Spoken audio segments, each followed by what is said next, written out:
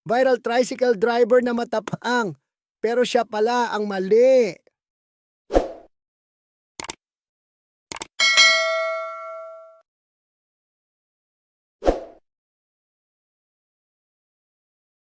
Mga kamarites, may bagong bida na naman sa kalsada na akala mo hari ng North Avenue.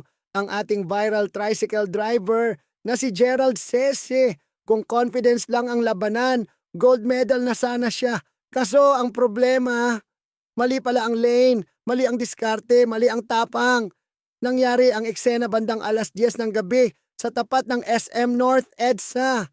Imbes na dumaan ng maayos, si kuya mo Gerald, dire-diretso raw sa one-way lane. Parang feeling main character sa Fast and Furious, Tricycle Edition. Syempre, may nakasalubong siyang motorista. Imbes na mag-sorry, umatras, o magmukhang nahihiyaman lang, aba, siya pa ang galit. Siya pa ang matapang. Parang siya pa ang may-ari ng kalsada, bes. At dahil 2025 na tayo, matik may nakahugot ng cellphone, may nagvideo, at boom! Viral ka ngayon, kuya. Tinawag tuloy siya ng Quezon City Tricycle Regulatory Division kasama pa ang tatay niyang operator at mga opisyal ng TODA.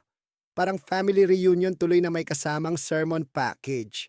Sa pagdinig, isa-isang lumabas ang mga violation.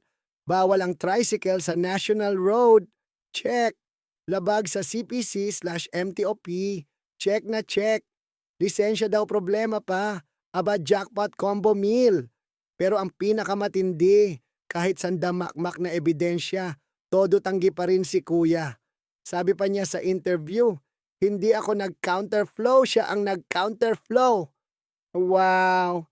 Siya na nga yung nakabaligtad sa one-way, siya pa ang tama. Parang jowa mong nahuling nag-cheat, tapos biglang sasabihin, kasalanan mo to. Dahil sa tapang niya, nadamay tuloy buong barangay nila at toda. Ang ending, imbes na kampihan siya, parang mas gusto pa siyang itakwil ng mga kapitbahay. Imagine mo yon, isang gabi ka lang bumiyahe, paggising mo kinabukasan, viral ka na, kontrabida ka na, topic ka na sa GC ng bayan, laman ka pa ng TikTok, Facebook at Reddit. Sabi pa ni Gerald, pakiramdam daw niya, kaaway na niya lahat ng tao sa komunidad. Kuya naman, ikaw ba naman ang mag-counterflow tapos ikaw pa ang siga, sino ba hindi maiinis sa'yo? Ang nakakatawa pa, humihingi siya ngayon ng tulong sa may mabubuting loob para daw maayos ang problema niya. Kuya, ang kailangan mo, hindi tulong, kundi refresher course sa traffic rules at konting hiya module. Lesson of the day mga kamarites. Hindi porket malakas boses mo, ikaw na ang tama. At hindi porket tricycle driver ka, pwede ka nang maging hari ng North Avenue. Ngayon, tanong ko sa inyo, kung kayo ang nakasalubong ni Kuya Gerald, pagbibigyan nyo ba o bubusinahan nyo rin hanggang barangay hall? Comment nga kayo. Mga kachika! Subscribe para sa mga susunod na ulat at chismis.